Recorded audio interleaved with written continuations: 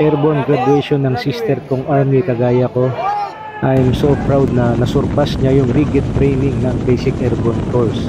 After 5 qualifying jumps ng course nila, nagkaroon ako ng privilege na mag-pin sa kanya ng wings.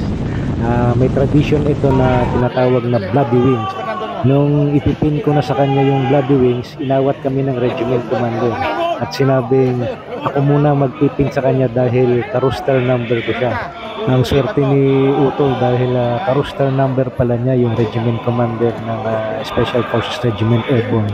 So pinapili siya kung kaliwa o kanan. So bali sabi, sige sa kaliwa na lang ako, sabi ng regiment commander. So panoorin niyo itong pinning, yung traditional pinning ng airborne wings, yung bloody wings kung tawagin yan. So dinidiin po para dumiin yung pin ng airborne wings dun sa chest. Okay, so ayan, pinakita pa ng regiment commander na talagang 19 yung roster number niya. Ayan, nakita niyo po. And then right after mag-pin ng regiment commander, so I finally got a chance na makapag-pin din. So dito naman ako sa bandang kanan.